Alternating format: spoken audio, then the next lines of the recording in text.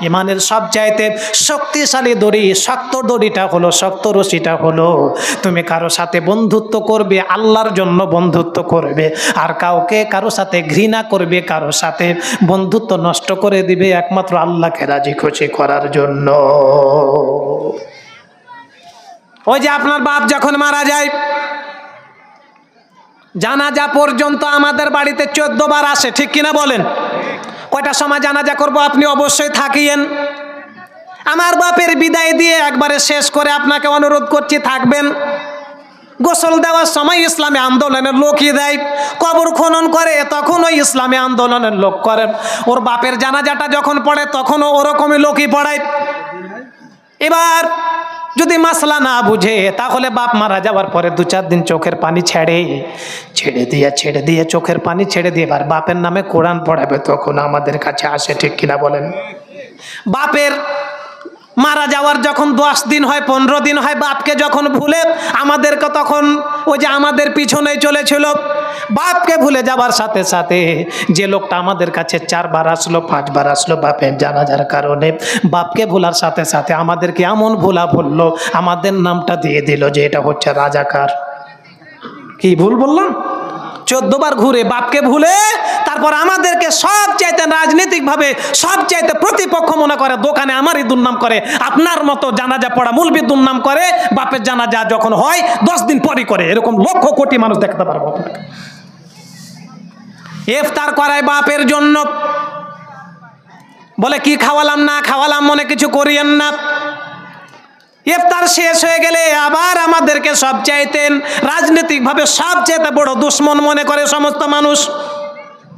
এ সমস্ত মানুষেরা নিজেদের স্বার্থের কারণে আমাদেরকে ব্যবহার করে, কিন্তু আমাদেরকে বন্ধুরূপে গ্রহণ করতে পারে না। কিন্তু আমরা তো কখনো সিগারেটের পেছনে চলি না, ঠিক কিনা বলেন? চলি নাকি? আমার যদি কোনো নেতা সিগারেট করার মুখে 14 বার লাথি মেরে ওখান থেকে ঘুরে আসবো, ঠিক কিনা বলেন? আমার ভাইয়েরা, এই বন্ধুত্ব অত্যন্ত গুরুত্বপূর্ণ বিষয়। আল্লাহ রাব্বুল আলামিন হাদিসে কুদসিতে বলেন, আন্নী লা হিম্মু বিআহলিল আরদি আযাবান। মানুষেরা যত পরিমাণে সুদ খায়, মানুষেরা যত পরিমাণে জেনা করে, মানুষেরা যত পরিমাণে পাপাচার করে, আল্লাহ রাব্বুল আলামিন বলেন মানুষকে আমি আল্লাহ বানিয়ে এ মানুষেরা এত পাপ করে, পাপের কারণে আমি পৃথিবীটাকে ধ্বংস করে দিতে চাই, জমিনটাকে আমি ধ্বংস করে দিতে চাই। কিন্তু না ধরতো আমি আল্লাহ রাব্বুল আলামিন ওই জমিনটাকে ধ্বংস করার জন্য ইচ্ছা করি, কিন্তু জমিনটাকে ধ্বংস করতে পারি না। আমার 3 শ্রেণীর বান্দা রয়েছে। কয় শ্রেণীর বলেন? কয় শ্রেণীর বান্দার জন্য আল্লাহ দুনিয়া টিকে রাখে? কয় শ্রেণীর? আল্লাহ রাব্বুল আলামিন বলেন আমি দুনিয়া ধ্বংস করতে চাই, মন স্থির করে দে যে পৃথিবী রাখবো না, কিন্তু 3 শ্রেণীর মানুষকে দেখে আমি ওই পৃথিবী ধ্বংস করি না।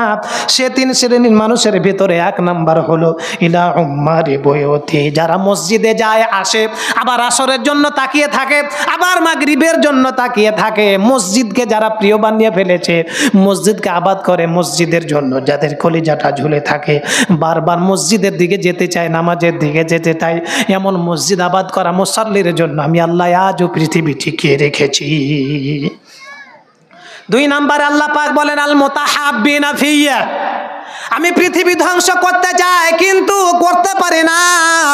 2 নাম্বার হলো যারা আমি আল্লাহর জন্য বন্ধুত্ব করে, আমি আল্লাহর জন্য রক্তের ভাই নয়, মায়ের পেটের ভাই নয়, তবু আমি আল্লাহর জন্য একে অপরকে ভালোবাসে, এমন বন্ধুত্ব যারা আমি আল্লাহর জন্য আমার এক বান্দা আর এক বান্দার সাথে করে, এ বন্ধুত্বের কারণে আমি আজও পৃথিবী টিকিয়ে রেখেছি। 3 নাম্বার হলো আল মুস্তাগফিরিনা বিলা সাহার, যারা নিজেদের পাপের জন্য রাতে উঠে কাঁদে, চোখের পানি ছেড়ে রাতের অন্ধকারে শেষ রাত্রে উঠে, এই 3 শ্রেণীর মানুষের জন্য আমি আল্লাহ রাব্বুল আলামিন আজও পৃথিবী টিকিয়ে রেখেছি। এই জন্য বন্ধু, আম যখন ধরে, আম যখন গাছে আপনার ঝুলে পড়ে, তখন দেখেন যে একটা আম নষ্ট হয়েছে, তার পাশেই একটা আম আছে, তখন কি করেন বলেন তো? পচাটা রাখেন না ফেলে দেন? কেন? পচাটা পচেছে, তারপরেরটা তো সাধু, কেন ফেলে দেন? ওটা ওর সাথে বন্ধুত্ব করলে কি হবে বলেন? কথা বলেন, পচে যাবে। মানুষ ওরকম। আপনার ছেলে ভালো, কত নারী দেখলাম, কত পুরুষ দেখলাম, যারা 5 ওয়াক্ত নামাজি খারাপ ছেলের সাথে মিশে নারীর পিছনে ছুটে ছুটে নিজের জীবন ধ্বংস করেছে অহরহ, আছে না নাই বলেন? আছে না নাই বলেন? এজন্য আল্লাহ পাকের নবী বলছেন ফালিয়ানজুর আহাদুকুম মাইয়ু খালিল আল মারউ আলা দীনি খালিলিহি। একজন চোরের ছেলেও আলেম হতে পারে, হতে পারে না? পারে না বলেন? একজন ডাকাতের ছেলেও ভালো হতে পারে না, পারে না বলেন? বাপ খারাপ হলে ছেলে যে খারাপ হবে এমন কোরআন হাদিসের কোনো জায়গায় নাই। কিন্তু আল্লাহ পাকের নবী বলছেন আল মারউ আলা দীনি খালিলিহি ফালিয়ানজুর আহাদুকুম মাইয়ু খালিল। প্রত্যেকটা মানুষ গড়ে ওঠে তার বন্ধুর চরিত্রে। যে বন্ধুর সাথে চলে সে বন্ধুর মতো করে তার চরিত্র গড়ে ওঠে। যে বন্ধুর সাথে চলে সে বন্ধুর মতো করে তার চরিত্রটা হয়ে যায়। এজন্য আল্লাহ পাকের নবী বলছেন আমার উম্মতেরা, তোমরা যখন বন্ধুত্ব করবে তখন এমন মানুষের সাথে বন্ধুত্ব করবে যে বন্ধুত্বটা আল্লাহর জন্য হয়, এমন বন্ধুত্বের দিকে লক্ষ্য করে বন্ধুত্ব করবে। খারাপ হবে কিন্তু।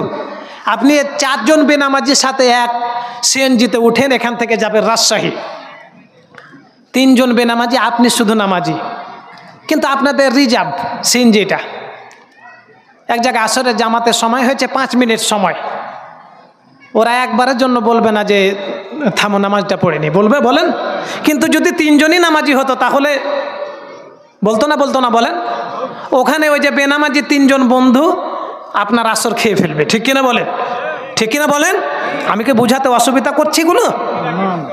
এজন্য বন্ধুত্ব হচ্ছে অত্যন্ত গুরুত্বপূর্ণ বিষয়, অত্যন্ত গুরুত্বপূর্ণ একটি দিক।